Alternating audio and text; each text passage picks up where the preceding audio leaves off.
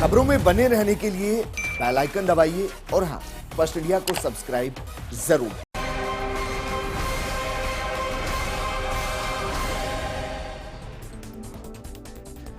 नमस्कार, आप देख रहे हैं जवाब तो देना पड़ेगा और आपके साथ में विजेंद्र सोलंकी। कैंपस में पानी, सड़क, वाईफाई, गार्ड, छात्रवृत्ति, शिक्षा नीति, प्रोफेसर और ना जाने क्या क्या छात्र संघ के चुनाव के घोषणा पत्र में लिखा हुआ। लेकिन जमीन पर क्या हुआ? शराब परोसते के फोटो आए, पैर पकड़ते के फोटो आए, रैलियां हुई, कैंपस के अंदर कम बाहर ज्यादा हुई, पोस्टर लगे, होर्डिंग लगे, कैंपस में कम बाहर ज्यादा नजर आए। प्रत्याशियों ने जीतने के लिए प्रेस कॉन्फ्रेंस की, अलग अलग जाति के दिग्गजों से आशीर्वाद लिया, उनके हाथों से लड्डू भी खाए तो इमोशनल कार्ड भी खेला। मंत्रियों ने भी अपनी अपनी पार्टियों के छात्र संघ प्रत्याशियों के लिए खुलकर वोट मांगे। कमाल की बात यह रही कि एक ही पार्टी की विचारधारा वाले नेता छात्र नीति में अलग अलग प्रत्याशियों के साथ खड़े नजर आए। कहीं मतदान के दौरान नोकझोंक हुई तो कहीं बाड़ाबंदी की खबर आई। ऐसा लगा मानो ये छात्र संघ चुनाव है ही नहीं। लेकिन साम दाम दंडभेद की नीति अपनाने के बाद भी सवाल यही है कि कैंपस का बॉस कौन होगा। आज बात इसी मुद्दे पर।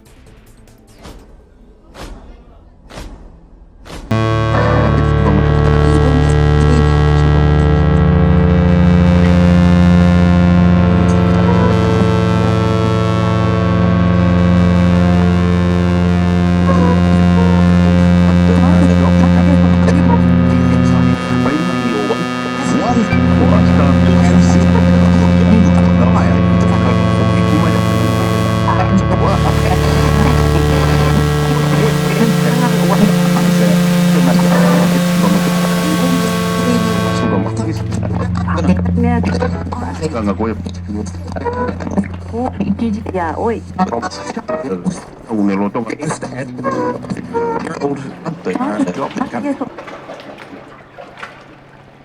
oi.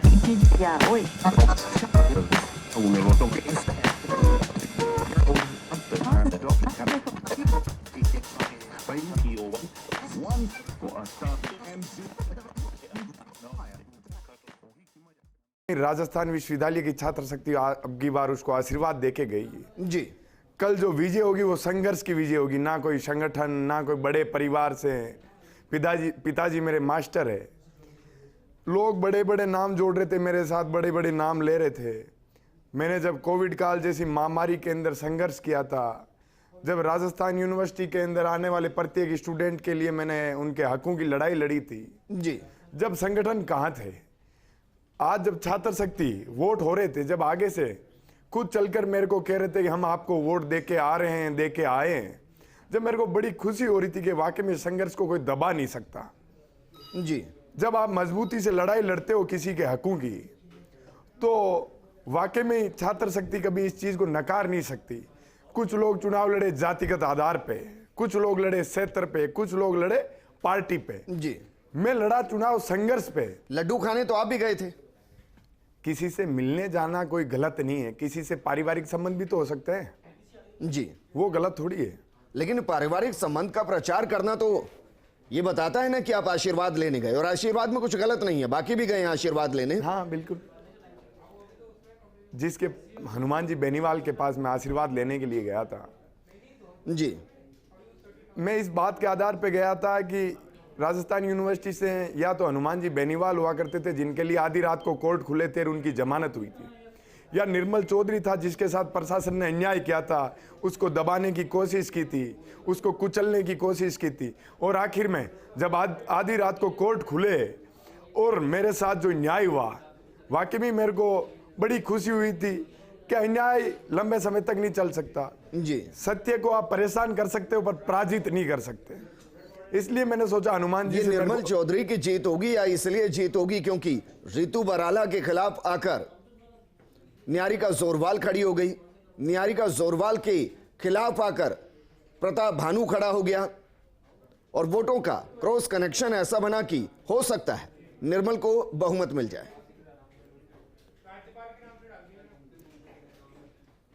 जी, ये तो आज के ही आपके मीडिया के साथी भी वहाँ मौजूद थे।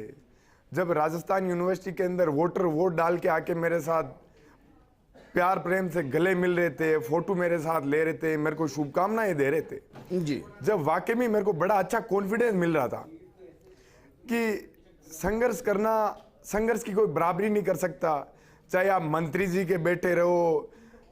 जब ये चुनाव एक ऐसी चीज है, चाहे मंत्री हो, चाहे मुख्यमंत्री हो, चाहे कोई बड़े से बड़ा संगठन हो, जब आपकी तैयारी अच्छी हो, जब आपके काम किए हुए अच्छे हो, जब आपके विजन अच्छे हो, जब राजस्थान विश्वविद्यालय के लिए आप अच्छी चीजें सोचते हो, अच्छे कार्य करते हो, जी, तो इन चीजों से छात्र शक्ति पे कोई मायने नहीं रखता कि आप किस परिवार से आते हो या कितने जी, बड़े पावर वाली पोस्ट से अच्छा आते निर्मल हो। बताइए, क्योंकि आप तो राजस्थान यूनिवर्सिटी के चप्पे चप्पे से वाकिफ होंगे, जो फोटो वायरल हो रहे हैं और जो फर्स्ट इंडिया ने भी वीडियो दिखाया जिसमें रात के अंधेरे में शराब बांटी गई, छात्रावास में शराब बांटी गई, वो किसके कोटे से गई? वो लोग बांट रहे थे जिनको कम समय के अंदर राजस्थान यूनिवर्सिटी का अध्यक्ष बनना था। मैं तो पिछले कई सालों से तैयारी कर रहा था ना। नहीं, किसके कोटे से गई? फिर भी आपके पास तो जानकारी होगी। नहीं, ये मुझे मालूम नहीं है सर। अच्छा, तो ये बताइए कि राजस्थान यूनिवर्सिटी के कैंपस से बाहर जो आपके होर्डिंग और पोस्टर लगे वो आपने लगवाए? नहीं,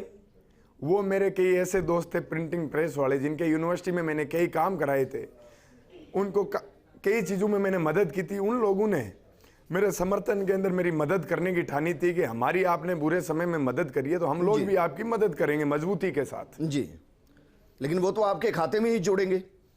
अब साहब, खाते में ऐसे तो जोड़ो तो खूब खूब चीजें जुड़ने के लिए है। अच्छा, कितने जेब से खर्च हुए? जेब से तो मैं साहब, मेरे पिताजी महीने के 5,000 रुपए भेजते हैं घर से। ठीक, और बाकी तो सारे समर्थकों ने व्यवस्था की थी। मेरे कार्यकर्ता थे जी, प्रत्येक कार्यकर्ता ने अपनी जेब से खर्चा किया और ईमानदारी से मेरे साथ जुड़े हुए रहे। इसका परिणाम कल आपको मिलेगा, देखना आप। जी, अच्छा, कार्यकर्ताओं ने कितना खर्च कर दिया? कार्यकर्ताओं तो साहब जो डेली का खर्चा, आने जाने का खर्चा होता है, खाने पीने का, जो नाश्ते का खर्चा होता है, जो स्टूडेंट की 1 लाख के आसपास हर दिन का? जी, 1 लाख हर दिन? नहीं, 1 लाख कहेंगे, वो तो जो किराए भाड़े के पेट्रोल डीजल के पैसे लगते हैं वो पैसे। फिर भी अंदाजा तो कुछ होगा ना भाई। मैं ये सवाल इसलिए कर रहा हूं क्योंकि आप में से जो भी जीतेगा, अगला जो भी छात्र नेता बनने वाला हो, उसको ये तो पता होना चाहिए मिनिमम पॉकेट में कितना चाहिए। नहीं साहब, जो संघर्ष करेगा वो चुनाव जीतेगा आगे। ये परिणाम और पर्याय कल बन जाएगा आपके सामने। अच्छा, ये कितना जरूरी है कि चलिए आपका तो संघर्ष काम आ गया, दोस्त ऐसे होने चाहिए कि जिनके जेब में पैसा हो, जो नहीं। डीजल भरवा सके, पेट्रोल भरवा नहीं, सके, कभी खाना ऐसे खिला जरूरी- सके, चाय पिला सके, दारू बंटवा सके। राजस्थान यूनिवर्सिटी के अंदर पढ़ने वाला प्रत्येक स्टूडेंट डेली यूनिवर्सिटी आता है, जी, वो समय निकाल के 1 घंटे आपके लिए काम करके इस स्तर पे जा सकता है कि आपने उसकी बुरे समय में, जब वो कमजोर था, तब आपने मदद करने का प्रयास किया उसका। जी। जी, हमारे साथ NSUI प्रत्याशी राजस्थान यूनिवर्सिटी से रितु बराला जी भी जुड़ गई हैं। रितु, कितनी संभावनाएं आपको लगती है कि आप विजयी होंगी? मैं मानती हूँ कि राजस्थान विश्वविद्यालय में छात्र शक्ति का मुझे प्यार और स्नेह काफ़ी सालों से मिला है, और संभव सफलता की बात आप करते हैं कि आप कितना आपको लग रहा है कि आप सफल होंगे इस काम में, तो मैं मानती हूँ कि 100% हम इस काम में सफल होंगे। जी, क्योंकि आज हमने कैंपस में जिस प्रकार छात्र और छात्राओं में एक उत्साह और रोमांचक चेहरा जो देखा उन छात्र छात्राओं का, तो कहीं ना कहीं हमारे को ऐसा लगा कि हर एक छात्र चाहता है कि हम उनके संघर्ष की लड़ाई लड़े अच्छा, ये और आगे बताइए, आएं। छात्रों को मनाने के लिए प्रलोभन किसने दिए? सर, ये प्रलोभन नहीं मानती मैं कि उनको मनाने का एक प्रलोभन था, क्योंकि 7 साल से हम कैंपस में रहे हैं, ग्राउंड पर रहकर हमने मदद की है हर छात्र की, और काफी मुद्दे उनके उठाए हैं। राजस्थान विश्वविद्यालय प्रशासन से हर मांग के लिए हम उनकी लड़ाई लड़ी है, काफी भूख हड़तालें की हैं, कई प्रदर्शन किए हैं। नहीं, मेरा कहने का मतलब ये था क्योंकि 4 या 5 मेन चेहरे हैं जो राजस्थान यूनिवर्सिटी में अध्यक्ष के दौड़ में हैं। मेरा सवाल ये था कि उनमें से वो कौन है जिन्होंने अलग अलग हथकंडे अपनाए छात्रों को अपनी तरफ खींचने के लिए, फिर चाहे धमकी देना हो, पैसा देना हो, छात्रावास में शराब पहुंचाना हो, उनको अलग से खाना खिलाना हो, लंगर लगाना हो, या वगैरह वगैरह। ये किसने किया? देखिए, सभी छात्र प्रतिनिधि थे, वो चुनाव तो लड़ ही रहे थे, और सभी अपना अपना अलग अलग तरीके से प्रयास कर ही रहे थे। और मैं मानती हूँ कि इस तरीके का मुझे नहीं लगता, क्योंकि मैं तो आती ही एक गरीब फैमिली से हूँ, कोई शराब बांटना, पूंजीवाद, पैसा इतना तो है भी नहीं मेरे पास। और कहीं ना कहीं मैं ऐसा मानती हूँ कि ये सब काम हमने तो किए नहीं। कुछ छात्र नेता थे जिन्होंने कई इवेंट बाजी की, सिंपैथी गेन करने के काम किए, कई प्रोपोगेंडा खेले, कोई जातिवाद का लेके आता है, कोई पूंजीवाद का लेके आता है। हमने तो सकारात्मक सोच के साथ अच्छी राजनीति करने का काम किया है राजस्थान विश्वविद्यालय में, और साफ सुथरी छवि हमारे राजस्थान विश्वविद्यालय की बनाने। अच्छा, आपका कितना खर्च हुआ चुनाव लड़ने में? जी, मेरा तो खर्च नहीं हुआ भाई साहब, क्योंकि मुझे सारी छात्र शक्ति ने चुनाव लड़ाया है और सभी ने सहयोग किया, तन मन धन से किया है। आपकी जेब से कुछ नहीं लगा? जी नहीं। चलो, जिसकी जेब से लगा उसकी से कितना लगा? अब उसका तो मैं कैसे बता सकती हूँ कि उनकी जेब से कितना लगा। जैसा उन्होंने संघर्ष किया होगा और जैसी उनकी परिस्थितियां रही होंगी, डिमांड उनके जो कैंपेन करते थे कार्यकर्ताओं के अकॉर्डिंग, जो भी स्टूडेंट छात्र और छात्राओं की रही होगी, उस अकॉर्डिंग अगर उन्होंने डिमांड को पूरा करने का प्रयास किया है तो वो उन्हीं को पता है, क्योंकि वो उनका संघर्ष है, और मैं कैसे बता सकती हूँ वो तो। निहारिका जोरवाल कितना डैमेज करेगी आपको? निहारिका जोरवाल की बात करते हैं तो मैं ऐसे मानती हूँ कि निहारिका जोरवाल मुझे डैमेज बिल्कुल भी नहीं करेगी, क्योंकि वो 1 महीने पहले आई हुई छात्र प्रतिनिधि है। अगर 7 साल के छात्र प्रतिनिधियों पर 1 महीने का छात्र प्रतिनिधि उभर कर आता है, तो कहीं ना कहीं मैं मानती हूँ वो राजस्थान विश्वविद्यालय में पूरा का पूरा अन्याय होगा, क्योंकि 7 साल उस कैंपस में रहकर। बगल में है निर्मल चौधरी भाई हैं। जी। ये कितना डैमेज करेंगे आपको? मुझे डैमेज क्यों करेंगे? ये मुझे बिल्कुल भी डैमेज नहीं करेंगे। इन्होंने अपना संघर्ष किया है, मैंने मेरा संघर्ष किया है। इन्होंने अपने चुनाव में पूरा तन मन धन से अपना प्रयास किया होगा, मैंने भी अपना तन मन धन से पूरा प्रयास किया है। अगर आपसे पूछा जाए कि अगर निर्मल चौधरी जीत रहे हैं तो उसके पीछे की बड़ी वजह आपको क्या नजर आएगी? मैं मानती हूँ कि पहली बात तो मैं मानती नहीं हूँ कि जीत रहे हैं। ठीक है, फैक्ट है ये, ठीक है, क्योंकि निर्मल भाई भी हमारे बाद में आए हैं राजस्थान विश्वविद्यालय में। उनकी क्या कमजोरी रही होगी जिसकी वजह से हार जाएंगे? भाई है ना, मैं अगला आपको चुनाव हो बता देती सकता हूँ। है कहीं और से लड़ें। देखिए, पहली बात तो मैं बताऊं कि योग्यता, आज जितने भी छात्र प्रतिनिधि रहे हैं उन सभी में मेरी योग्यता सबसे ज्यादा रही है, क्योंकि सर्वप्रथम मैं महारानी कॉलेज की विद्यार्थी हूँ जी, और 2016 में मैं महारानी कॉलेज में आई। विधानसभा में बहुत वरिष्ठ नेता बैठे हैं, सब थोड़ी ना मुख्यमंत्री बन गए हैं। जी, वो बात है, लेकिन मैं आपको बता देना चाहती हूँ, एक प्रतिभाशाली भी होता है, एक विद्यार्थी होता है वो प्रतिभाशाली भी होता है। कई एक्टिविटियां मैंने की हैं, अंतर्राष्ट्रीय स्तर की खिलाड़ी रही हूँ मैं जी, और महारानी कॉलेज से 18 और 19 में मुझे प्रेसिडेंट रहने का सौभाग्य मिला है, और 7 साल से हम राजस्थान विश्वविद्यालय में लगातार छात्र और छात्राओं के बीच में रहे हैं। उसी कारणों के कारण मैं मानती हूँ कि ये हमारे बाद में आकर संघर्ष करने लगे हैं, और यही एक कमी इनके बीच में रही है। निर्मल भाई, आपको क्या लगता है अगर रितु बराला जीतती हैं अब देखो साहब, तो ये बड़ी तो- वजह क्या रहेगी? ये तो देखिए, जब- अब क्योंकि मतपेटियों में तो मत बंद हो गए ये हैं, तो आपने एक दूसरे के प्रचार को देखा है, एक दूसरे के संघर्षों को देखा है। भाई टिप्स तो दिए जा सकते हैं ना कि आगे की राजनीति में आपने ये कमी इस बार छोड़ दी, आगे उसको पूरा कर लीजिएगा। ये तो साहब कल जब परिणाम आएगा ना, तब पता चल जाएगा किसने कितना संघर्ष किया और कितने कितना कार्य किया, या किसी ने कितना खर्च किया। हाँ कुछ भी मान लो आप। लेकिन फिर भी भाई, आप भी गरीब परिवार से, हमें समझ ही नहीं पाता हूं। नहीं, आप भी गरीब परिवार से, मिडिल क्लास रितु बराला भी परिवार से गरीब परिवार से, आगे भी एक दो आएंगे वो भी गरीब परिवार से, और खर्चा होता है लाखों रुपए, वो कौन करता है फिर? मेरे पिताजी ने तो मुझे कुछ खर्चे के लिए पैसे दिए थे, तो लोन उठा के दिए थे अपनी तनख्वाह पे। टीचर है वो सरकारी जी। तो मिडिल क्लास परिवार से आता हूं मैं, ऐसी कोई बात नहीं है। जी। और बात यह है कि आप जयपुर के अंदर रहते हो तो खर्चा तो वैसे ही, नॉर्मल खर्चा तो वैसे ही होता है आपका। तो आप राजस्थान यूनिवर्सिटी के अंदर जाते हो, आप जितने स्टूडेंट की मदद करोगे तो उनमें से कुछ लोग आपके साथ जुड़ते चलते हैं कि कमजोर समय में आप किसी को मजबूत करोगे जी। तो वो भी आपके समय के अंदर आपको मजबूत करने का हमेशा प्रयास करेंगे, जिसका परिणाम कल आपके सामने होगा। अच्छा, मैं काफिला देख रहा था, क्योंकि लिंगदोह कमेटी की तो मैं इसलिए बात नहीं कर रहा हूं क्योंकि उसको पूरे तरीके से नकार दिया गया और उसको कोई स्वीकार करने को तैयार नहीं है, लेकिन फिर भी मैं सभी के काफिले को देख रहा था, कैंपस के बाहर भी देख रहा था। कम से कम दर्जन भर से ज्यादा गाड़ियां, और सारी लग्जरी गाड़ियां चलती हैं। ये किसकी होती हैं? साथियों की होती है, जो मजबूत समर्थक होते हैं, जिनको यूं लगता है कि ये अच्छा कार्य करेंगे स्टूडेंट्स के लिए, जी। स्टूडेंट का भला करेंगे। तो कुछ समाज से भी होते हैं जो मदद करते हैं, इसमें क्या दो राय। आप मेहनत करोगे तो मदद करने वाले आपके पीछे 1000 लोग खड़े रहेंगे। मेहनत आपको करनी पड़ेगी, संघर्ष आपको करना पड़ेगा, लाठियां आपको खानी पड़ेगी। लाठियां आपको खानी पड़ेगी, इसमें कोई दो राय नहीं है साहब। ठीक है, एक छोटे से ब्रेक के लिए यहां रुक रहे हैं, लेकिन आप कहीं मत जाएगा, क्योंकि हमारे साथ एक एक करके जो प्रत्याशी हैं, राजस्थान यूनिवर्सिटी के जो दावेदार हैं, वो हमारे साथ जुड़ रहे हैं। उनसे हम आगे भी बात को जारी रखेंगे एक छोटे से ब्रेक के बाद। जल्द लौट रहे हैं। ब्रेक के बाद आपका स्वागत। आज हम बात करें कैंपस का बॉस कौन होगा। मतदान हो चुका है, कल मतगणना के साथ वो चेहरा भी सामने आ जाएगा जो राजस्थान यूनिवर्सिटी में बॉस कहलाएगा। हालांकि इस दौरान आप किसी से भी पूछेंगे, वो कहेंगे कि हां, हम ही जीत रहे हैं। और यह भी सच्चाई है कि जब स्टूडेंट से किसी ने पूछा होगा तो उन्होंने भी यही कहा होगा कि हम बस आपको ही वोट देकर आए हैं। लेकिन तस्वीरें बहुत अलग होती हैं, और इसलिए हम बेहद खास पैनल को लेकर बैठे हैं। हमारे साथ एनएसयूआई प्रत्याशी राजस्थान यूनिवर्सिटी से रितु बराला हैं, निर्दलीय प्रत्याशी राजस्थान यूनिवर्सिटी से निर्मल चौधरी बैठे हैं, एबीवीपी के राष्ट्रीय मंत्री होशियार मीणा हैं, और एनएसयूआई के प्रदेश प्रवक्ता रमेश भाटी हमारे बीच हैं। रमेश भाटी, एनएसयूआई में बड़ी जिम्मेदारी आप संभाल रहे होंगे, इस इलेक्शन में भी संभाल रहे होंगे। इस इलेक्शन को कराने के दौरान आपको क्या क्या ऐसा नजर आया जिसमें बदलाव की जरूरत थी? देखिए, सबसे ज़्यादा जो महत्वपूर्ण बात है वो ये कि विश्वविद्यालय हो या महाविद्यालय हो, ये शिक्षित लोगों का एक गढ़ होता है, और यहाँ पर जो चुनाव हो वो मुद्दों पर हो, ना कि जातिवाद पूंजीवाद पर होने चाहिए।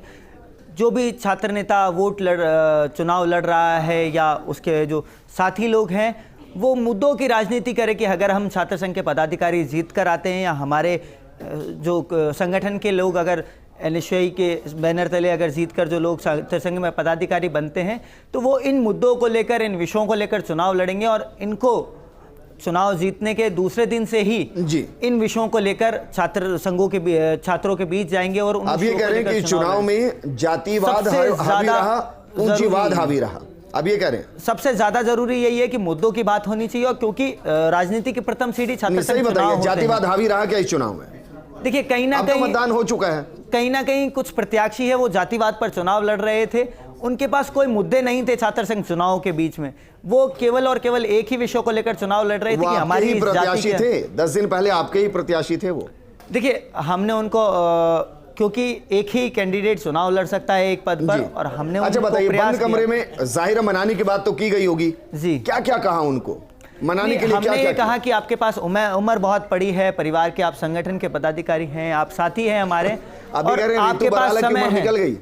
रितु बराला पिछले 7 साल से संघर्ष कर रही थी। आप देखेंगे कि महारानी कॉलेज की प्रेसिडेंट भी रही है, और लगातार छात्रों के बीच रहकर काम किया। और कैंपस में एक एक बच्चे से अगर आप पूछेंगे, इवन आपके जो बीट जो देखते हैं, एजुकेशन बीट जो देखते हैं भरत, उनसे भी अगर आप बातचीत करेंगे ऑफ रिकॉर्ड, तो वो भी यही कह रहे हैं कि टिकट जो दिया जिस कैंडिडेट को जो डिजर्व करता था, एनएसयूआई ने उसको अपना प्रत्याशी बनाया है और कहीं ना कहीं मजबूती से वो लड़के चुनाव लड़े। हम ये तो नहीं कहेंगे कि कौन हार रहा है कौन जीत रहा है, लेकिन फिर भी एक बार के लिए अगर मान ले रितु बराला अगर हार गई तो जिम्मेदार रितु बराला हो गया, निहारिका जोरवाल जिन्होंने वोटों को काट दिया। देखिए जिम्मेदारी, क्योंकि ये जो छात्र संगठन के बैनर तले चुनाव लड़ रही थी, तो जिम्मेदारी कहीं ना कहीं छात्र संगठनों की पहले होगी कि वो उन मुद्दों को, उन विषयों को छात्रों के सामने मजबूती से नहीं रख पाए जिन विषयों को लेकर हम चुनाव लड़ रहे थे। और क्योंकि जो कैंडिडेट होता है वो तो एक बैनर तले चुनाव लड़ता है, लेकिन चुनाव जो मुख्य होता है वो छात्र संगठनों के बीच होता है, विचारधाराओं के बीच होता है और विषयों के बीच होता है। तो कहीं ना कहीं अगर ऋतु चुनाव हारती तो इसमें नैतिक जिम्मेदारी एनएसयूआई की होगी जी। और बड़े गर्व के साथ मैं कहता हूं कि भारतीय राष्ट्रीय छात्र संगठन ने ये ध्यान रखा है कि इस बार का जो चुनाव हो मुद्दों पर हो, विषयों पर हो, ताकि एक बेहतर छात्र संगठन का निर्माण हो। होशियार मीणा जी, पहले तो बताइए सर, अध्यक्ष पद के प्रत्याशी हैं कहाँ? अध्यक्ष पद के प्रत्याशी अभी हमारे कार्यालय पर ही हैं, कोई इम्पोर्टेंट काम था उनका तो इसलिए उनसे बातचीत नहीं हो पाई, तो कार्यालय हिसाब लगाया जा रहा है कि कितना खर्च हुआ? नहीं नहीं नहीं, ऐसी कोई बात नहीं है। संगठन में अब मैं बोल लूँ क्या? रुक जा।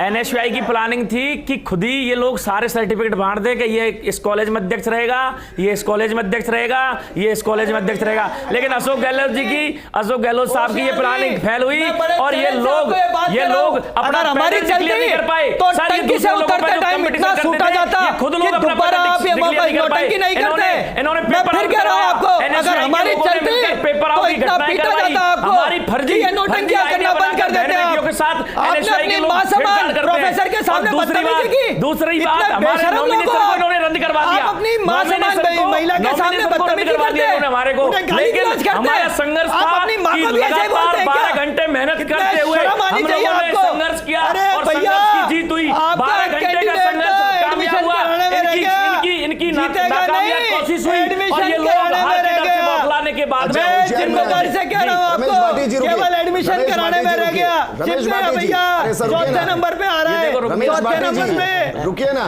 मुझे तो ऐसा लग रहा था कि आप ही चुनाव लड़ लेते।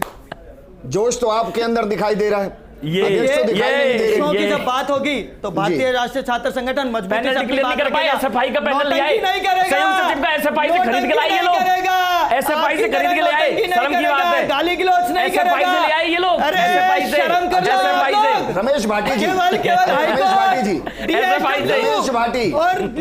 रमेश भाटी जो आरोप लगा रहे हैं उसका जवाब तो दीजिए। एसएफआई से ले आए। सबसे पहले ये लोग बीसी सेक्रेटरीट चले गए, 15 दिन में नोटंकी कर ली। एसएफआई से पैनल लिया है, सुनो मैंने मैनिफेस्टो डिक्लेयर नहीं कर पाए, 5 दिन नोटंकी की। पूछो मैं एसएफआई से उधार लेके आए प्रत्याशी, इनका प्रत्याशी कहां है? एसएफआई से उधार लेके आए। नहीं वो पूछ रहे हो, एसएफआई से प्रत्याशी लाए हो कहां है? भाटी जी, भाटी जी, समय नहीं मिला विषयों पे बात करने का, मुद्दों पे बात करने का। एसएफआई का प्रत्याशी भैया आपकी तरह जिनके एडमिशन नहीं उनको तो नहीं उठाया, तो बार बच्चे खारिज हुए। रमेश भाटी जी, लेकिन जो आरोप लगा रहे हैं ये तो बताइए, क्योंकि आपने पहली लाइन शुरू की थी विचारधारा के साथ। अब अगर एसएफआई से आप पैनल लेकर आ रहे हैं तो विचारधारा तो दूर दूर तक मेल खाती नहीं। एसएफआई से लिया है उधार। एसएफआई में जो लड़की थी पैनल डिक्लेयर नहीं कर पाई ये लोग।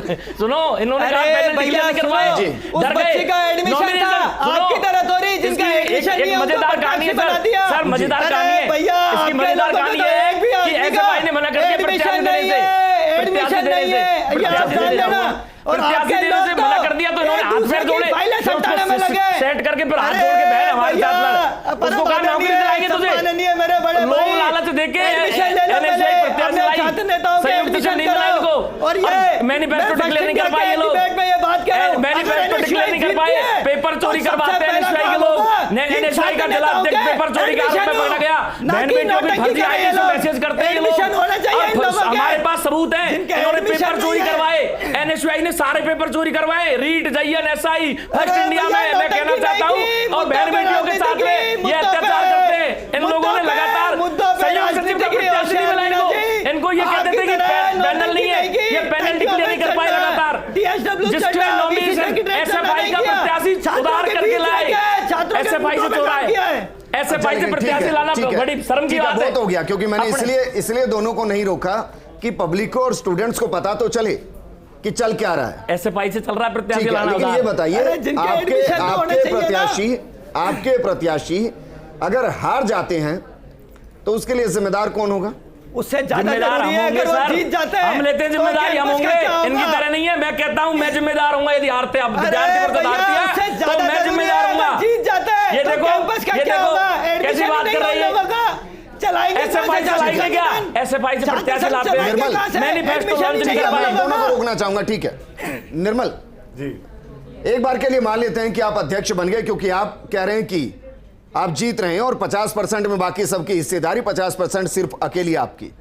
अध्यक्ष अगर बन भी गए तो भी किसी विचारधारा के साथ जुड़ने का इरादा है या फिर एकला चलो की नीति के साथ ही चलेंगे? मैं तो बागी रहूंगा और राजस्थान किससे विश्वविद्यालय बागी? की किससे? सारे संगठनों से। राजस्थान बागी विश्वविद्यालय होता है जो किसी से जुड़ा होता है फिर बगावत करता है। राजस्थान विश्वविद्यालय के लिए कार्य करूंगा। वो तो वहाँ 1 की- साल है बस। वहां की छात्र शक्ति लिए आगे निर्दलीय एमएलए नहीं बनते क्या? हाँ, वही मैं जानना चाह रहा था। हाँ, किसी पार्टी से आजकल विचारधारा की कहीं बात ही नहीं है ना।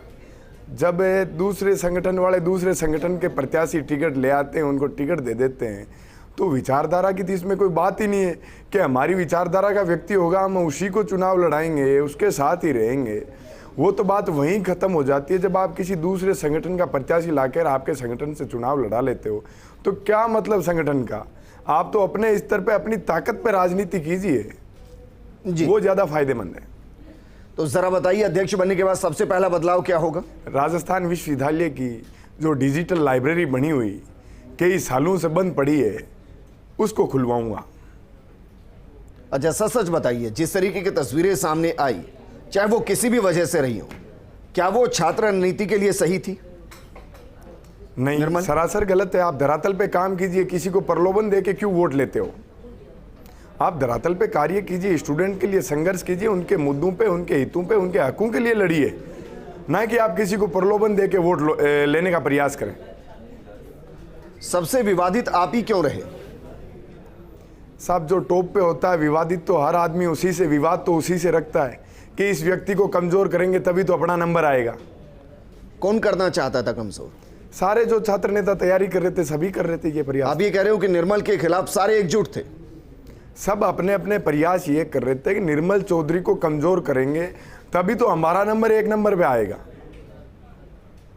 यह हमेशा से ही राजनीति के अंदर रहा है। इनकी जगह मैं होता तो मैं भी यही प्रयास करता, जो टॉप पे है उसको कमजोर करें ताकि अपना नंबर आए। तो फिर वो गलत नहीं है? हाँ, गलत क्या है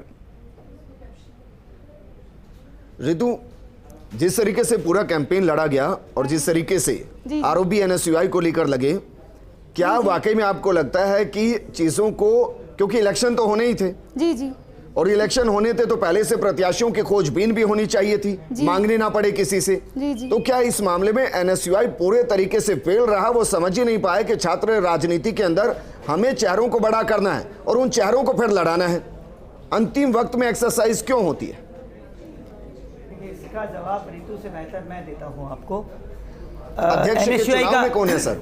एनएसयूआई का ये प्रयास था सर, कि हमारे एक साथी है, हमारे एक साथी है रमेश भाटी जी, वो डमी कैंडिडेट थोड़ी ना है।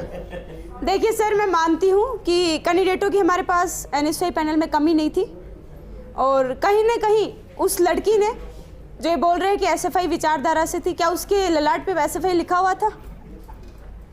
और मैं इनको बता दूं कि वो काफी टाइम से महाविद्यालय में एक्टिव थी वो लड़की और ग्राउंड पर मेहनत कर रही थी। अच्छा रितु, एक दो एबीवीपी से भी ले लेते, उनके भी माथे पे कहीं नहीं लिखा है। एबीवीपी में कैंडिडेट ही नहीं थे, ले क्या खाक ले लेते? आप बताइए। अच्छा, वो तो एनएसयूआई में भी नहीं मैंने थे। डिक्लेयर हमने किया सबसे पहले, और एबीपी ने सबसे पहले विश्वविद्यालय की मुख्य द्वार पर सबसे पहले कैंडिडेट डिक्लेयर करने वाला एबीपी संगठन था और ये लोग डिक्लेयर तक नहीं कर पाए। इन लोगों ने नॉमिनेशन भरने के बाद इन्होंने क्या सोचा सर? इन्होंने क्या सोचा? मेरी बात सुनो, इन्होंने क्या सोचा कि हम नॉमिनेशन करवा लेंगे, ऊपर नीचे कर लेंगे सर, नॉमिनेशन करवाने के बाद ऊपर नीचे कर लेंगे। लेकिन रमेश भाटी जी का षड्यंत्र चालू हुआ।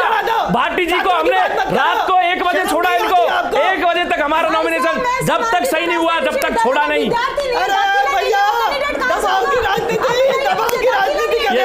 दबाव की राजनीति कर रहे हो। ये देखिए, शर्म आनी चाहिए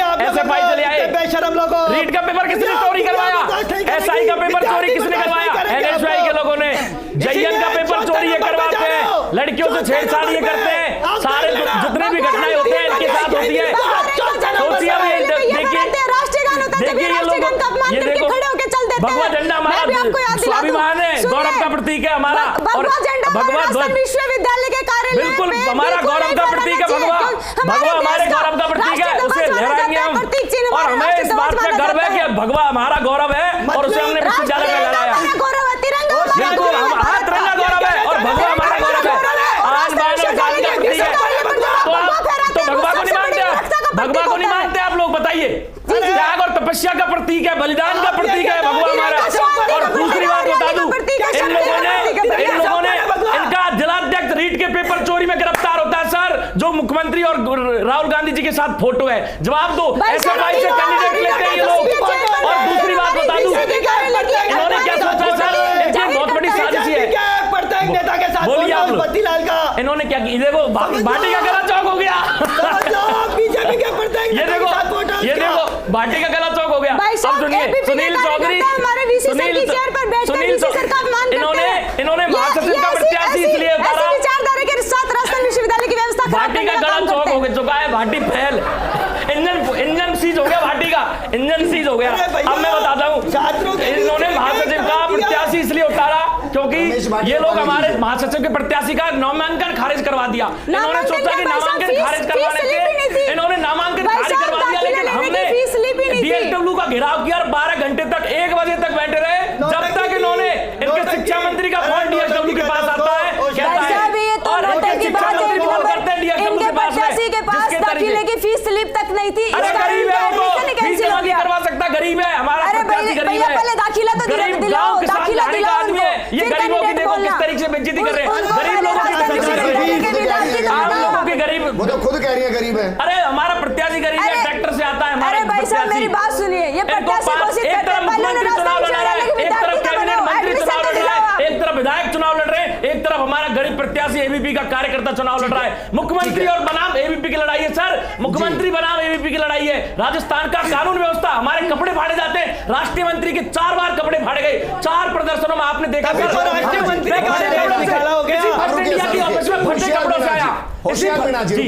सर। मैं अभी तक आपके श्री मुख से यह नहीं सुन पाया कि इस चुनाव के अंदर छात्रों के लिए क्या किया जा रहा है। आप भगवा झंडा भी लेके आ गए, आप मुख्यमंत्री को लेकर भी आ गए, आप रीट को भी लेकर आ गए, आप डमी कैंडिडेट के साथ हवाई कैंडिडेट को भी लेकर आ गए, लेकिन छात्रों के लिए आपने क्या वादे किए और क्यों आपको वोट करें ये नहीं बता पाए। देखिए, हम लोगों ने हमारा मैनिफेस्टो तय किया, उस मैनिफेस्टो में सबसे पहले प्रवेश परीक्षा और परिणाम की बात की गई। हम लोगों ने बात की कि प्रवेश परीक्षा परिणाम समय पर हो, रिजल्ट समय पर घोषित हो, समय पर हमारा जो है वो कैलेंडर चले, इसको लेकर विद्यार्थी परिषद ने आंदोलन किया और परीक्षा नियंत्रक से जो परिणाम है वो जल्द से जल्द निकालने के लिए हमारा लगातार 11 दिन तक धरना चला। हम लोगों ने छात्रावास में जो मैनेजमेंट खराब चल रहा था और जहां इंफ्रास्ट्रक्चर की बहुत ज्यादा समस्या चल रही थी, हमने गर्ल्स और बॉयज हॉस्टल के साथ लगातार मिलकर वहां के छात्रों के साथ में संघर्ष किया। हमारी पहली मांग ये थी कि सभी छात्रों को छात्रावास में छात्र मिले, सभी समाज कल्याण के विभागों में सभी छात्रों के साथ में अन्याय नहीं हो। 2022-23 में एक भी छात्र चुनाव से पहले ये स्थिति थी कि दाखिले है तो चुनाव लड़ा जाएगा, अब स्थिति तो ये थी। बैठे हुए हैं, मुझे लगता है निर्मल का ध्येय है कि अगर किसी को जवाब देना है तो शांति के साथ चुप रहकर काम के जरिए दिया जाए। भाई साहब, मैं इनको एक जवाब देना चाहती हूँ, दे दीजिए। ये छात्र प्रतिनिधियों को मैनिफेस्टो तो छोड़िए, 2 दिन पहले ये स्थिति थी कि चुनाव लड़ा जाएगा या नहीं लड़ा जाएगा, पूरा इनका ध्यान था वो इस पॉइंट पर था।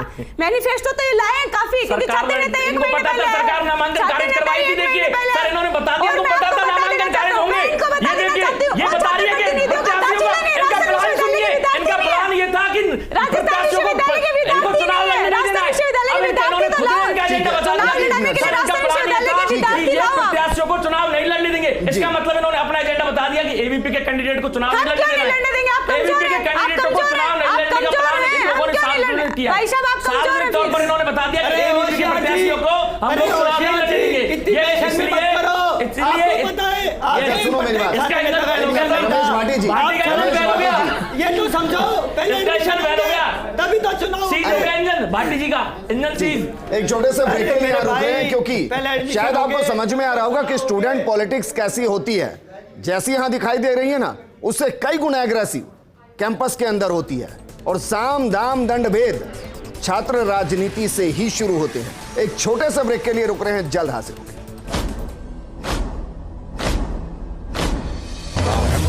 प्रचंड बोल मस्तकों के झुंड, आज जंग की घड़ी की तुम गुहार दो। आन बान शान या की जान का हो दान, आज एक धनुष के बाण पे उतार दो। हर जगह पर बहुत फेयर, बहुत ट्रांसपेरेंट है। We are very happy that the arrangements made for the students regarding e-rickshaws and buses. निश्चित रूप से एनएसयूआई का संपूर्ण पैनल जीत कर आएगा। जब परिणाम आएगा तो विद्यार्थी परिषद की बहुत बड़ी जीत होगी।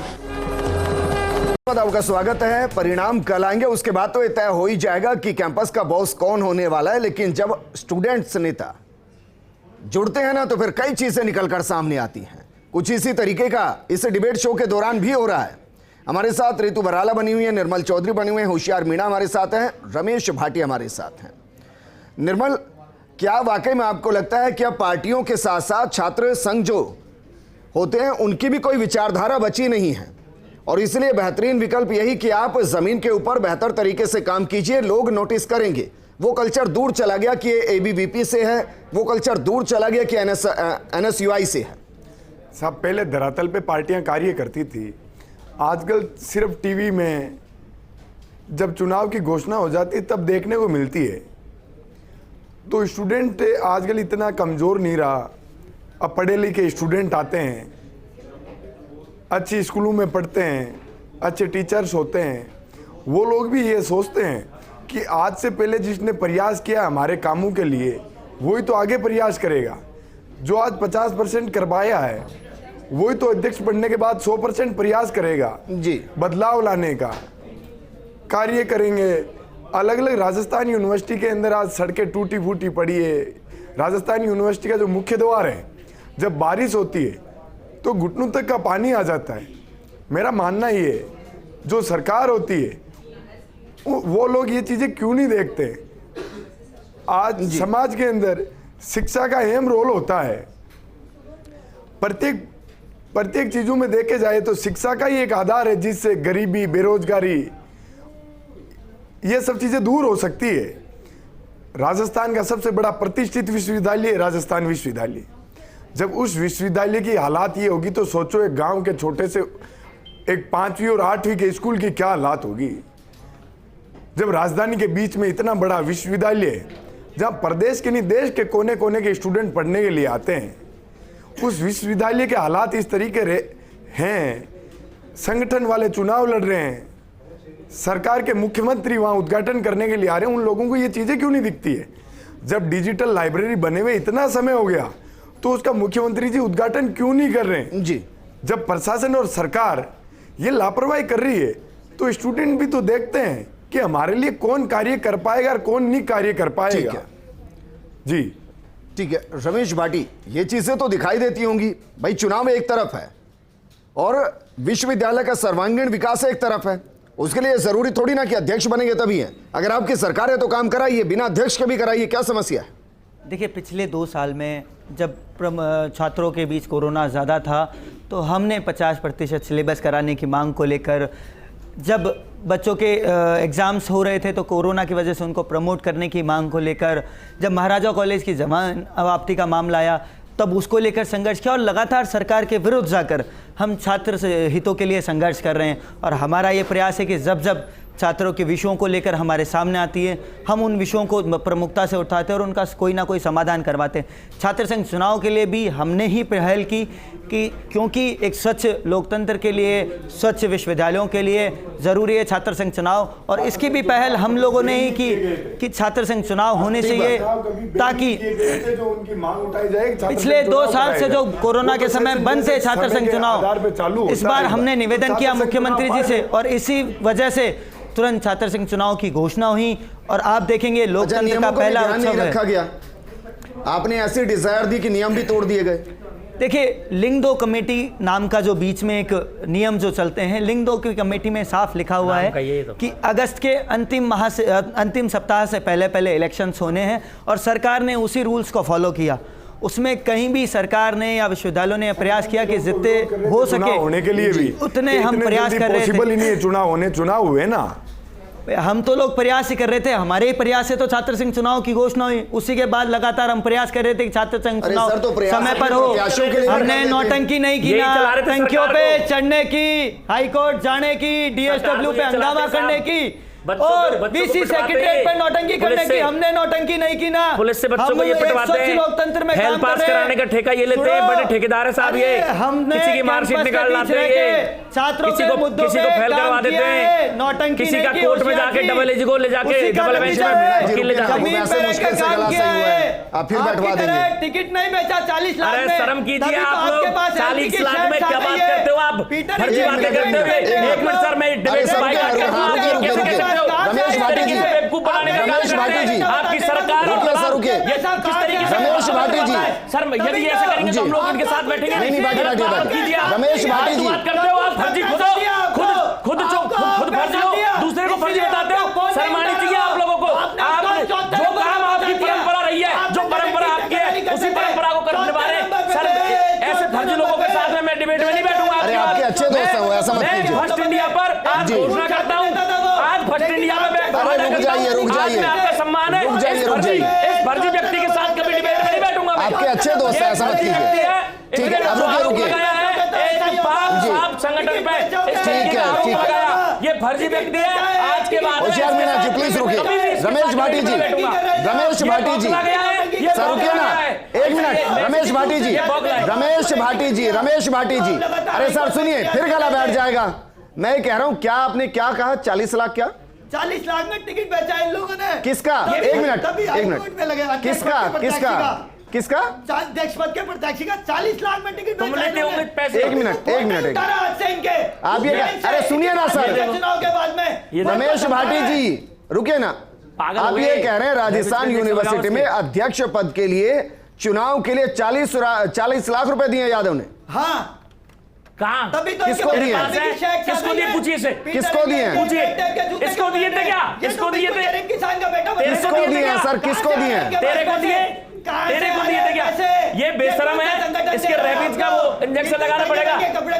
इसके ये उड़क गया है देसी भाषा में कहते हैं उड़कना। अरे ये उड़क गया है आज के बाद में। होशियार मीना जी रुकिए ना, सुनने दीजिए। नहीं क्या कह रहे हैं? क्या कपड़े महंगे 2,000 के 3,000 के कपड़े? अरे सर अब ये भी काउंट कराओगे क्या?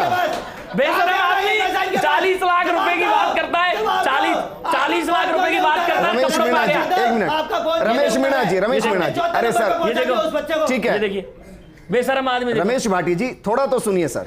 एक तरफ आप कह रहे 40 लाख में टिकट पिटा, दूसरी तरफ आप कह रहे 2,000 के कपड़े पहने। अब 40 लाख में अगर बिका होगा आपके हिसाब से तो क्या 2,000 के कपड़े नहीं पहन सकता आदमी?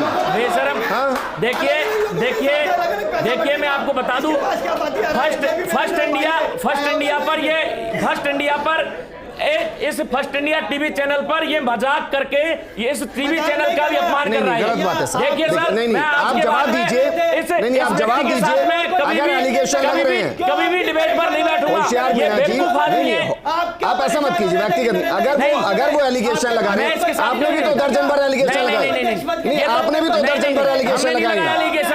आप दीजिए डॉक्यूमेंट। ये फर्जी काम नहीं आप दीजिए ना डॉक्यूमेंट। ये फर्जी काम नहीं करते। एक मिनट रमेश भाटी जी, रमेश भाटी जी रुकिए सर। रमेश भाटी जी आगे जाके नेता बनना होगा रमेश भाटी जी, बनना ही होगा ना, या बड़ा प्रवक्ता बनना होगा। जब कोई एलिगेशन लगाते हैं तो बेसिक चीज तो होती है सर कि उसके डॉक्यूमेंट हाथ में होते हैं या सबूत होते हैं, और ये चीज होशियार मीना जी आप पर भी लागू होती है। देखिए मजाक नहीं चल रहा है वाकई में। स्टूडेंट पॉलिटिक्स में आप एक दूसरे को एलिगेशन लगा सकते हैं, लेकिन कुछ तो होना चाहिए। आपने दर्जन भर से ज्यादा आरोप लगाए। एडमिशन से मतलब करेगा?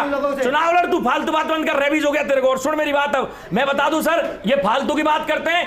एसआई सब इंस्पेक्टर और जेईएन के पेपर लीक करवाते हैं। सबूत दीजिए। मैं बताता हूं सबूत मेरे पास है। इनका जिलाध्यक्ष गिरफ्तार है, इनका 12 का जिलाध्यक्ष गिरफ्तार है सर, मेरे पास सबूत है। फर्स्ट इंडिया और टीवी चैनलों पे सारी चीजें चली हुई है, इनका जलाध्यक्ष गिरफ्तार है, ये लोग चोरी करवाते हैं, पेपर आउट की चोरी इन्होंने करवाई है। सर मेरे पास सबूत है, छोड़िए सर, इनका जलाध्यक्ष गिरफ्तार है। ठीक है, छोड़िए, मुझे प्रोग्राम क्लोज करना है। नहीं, होशियार मीणा जी, मैं पहली बार से ये कह रहा हूं कि सर मुझे ये सुनाई नहीं दे रहा है कि एबीवीपी इस कैंपस के इलेक्शन में कैंपस के लिए क्या करने वाला है। कैंपस के बाहर की तो सारी चीजें गिना देंगे, कैंपस कि यहाँ पेपर आउट हो गया, यहाँ फला हो गया, यहाँ फला हो गया। मैं आपको कैंपस की चीज बता दूं, हमने सबसे पहले सेंट्रल लाइब्रेरी को खुलवाने के लिए 2 बार हम उसका ताला तोड़ चुके हैं। अरे एक लाइब्रेरी को कितने लोग खुलवाएंगे? सबसे पहले हम लोगों ने ताला तोड़ा, हमने उसको ओपन करवा दिया। सर इसी फर्स्ट इंडिया के माध्यम से एक्सक्लूसिव चली थी, लाइब्रेरी का ताला हमने तोड़वाया। और दूसरी बात हम लोगों ने मुझे प्रोग्राम क्लोज करना, मेरे पास 2 कैंडिडेट हैं। निर्मल एक लाइन में बताइए, अगर कल जीते हैं तो जश्न कैसे होगा? मैं छात्र शक्ति के साथ जश्न मनाऊंगा। प्रत्येक स्टूडेंट को यूं लगना चाहिए कि वो खुद राजस्थान यूनिवर्सिटी का अध्यक्ष बना है, और अपने उन लोगों को इतना मजबूत बनाऊंगा कि वो अपने हकों की रीतों की लड़ाई खुद लड़ सकते हैं। जश्न कैसे मनाएंगे? वो तो भविष्य हो गया, कल जश्न कैसे? जश्न किस चीज का साहब, मेरे को छात्र शक्ति ने कुछ काफी समय पहले ही आशीर्वाद दे दिया था। कल जीते तो हम तस्वीरें दिखा देंगे कि आप जश्न कैसे मनाते हैं। रितु बराला, जीती तो जश्न कैसे होगा? मैं मानती हूँ कि कल अगर हमारा परिणाम आता है और अगर छात्र शक्ति हमें चुनती है और उस राष्ट्रीय की स्थिति है, गरिमामयी पद पर भूमिका निभाने की जिम्मेदारी हमें देती है, तो मैं मानती हूँ वो क्षण बहुत ही गौरवान्वित होगा। प्रोग्राम जब मैंने शुरू किया आपने कहा था कि आप जीत रहे हैं, बिल्कुल जीत रहे हैं। अब कह रहे हैं अगर हम जीतते हैं तो। भाई साहब 1 घंटे में इतना कंफ्यूजन आ गया। सर हमारी तो निश्चित ही जीत है, क्योंकि हम आम छात्र शक्ति की लड़ाई लड़ते आए हैं, और उसी के आधार पर छात्र शक्ति की जीत होगी। उत्साहवर्धन गौरवान्वित महसूस करके उसको सेलिब्रेट किया जाएगा। अच्छा, कितना खर्चा कल हो जाएगा? और मीडिया कल के लिए भी एक अमाउंट निकाल के रखा होगा ना, जीत गए तो इतना पैसा खर्च करेंगे। भाई साहब मैं आपको बता दूं, मैं राजनीति में आई भी इसीलिए हूं कि मेरी आर्थिक स्थिति सही नहीं है, और उसी के आधार पर आप अमाउंट की बात करते हैं। राजनीति से आर्थिक स्थिति कैसे मजबूत होती है? खुशियों के लिए अमाउंट की आवश्यकता नहीं होती। रितु बराला जी ये बताइए ना, राजनीति से आर्थिक स्थिति कैसे मजबूत होती है? देखिए राजनीति की स्थिति, राजनीति से आर्थिक स्थिति कैसे सुधरती है? हाँ, ये बताइए। मैं एक अंतर्राष्ट्रीय स्तर की खिलाड़ी हूँ, और मुझे नहीं राजनीति से कैसे सुधरती है ये बताइए। काफी चीजें ऐसी फेस करनी पड़ी जिनसे कैसे सुधरती है राजनीति से आर्थिक स्थिति, ये समझाइए ना। वैसे तो पता है सबको कैसे सुधरती है, लेकिन सुनना चाहते हैं, बताइए। जी बता रही हूँ मैं। काफी चीजें ऐसी आई जिनके लिए मुझे संघर्ष करना पड़ा, और उन परिस्थितियों को देखते हुए मैंने काफी बार राजस्थान विश्वविद्यालय प्रशासन से भी। सुधरती कैसे है? पैसा कहाँ से आता है, मैं जानना चाह रहा हूँ। जी पैसा तो जो लोग हमारे को प्रेम और स्नेह करते हैं, हमारे साथी और चंदे से आर्थिक स्थिति सुधरती है। जी वही। चलिए, शुक्रिया हमारे साथ जुड़ने के लिए। रमेश भाटी जी, होशियार जी, आपके बीच में काफी कुछ चला है। आपको पानी क्या कॉफी भी पिलाएंगे सर? दोनों एक दूसरे पर ऐसे एलिगेशन मत लगाए कीजिए, क्योंकि बाद में बैठकर फिर चाय भी साथ ही पिएंगे। कैंपस का बॉस कौन होगा ये कल तय होगा। फर्स्ट इंडिया के साथ बने रहिएगा, सुबह से मेगा कवरेज लगातार जारी रहेगी। आपको बताएंगे जो जीत रहा है वो जश्न कैसे मना रहा है, और जो हार रहा है वो हार का ठीकरा कैसे फोड़ रहा है। नमस्कार।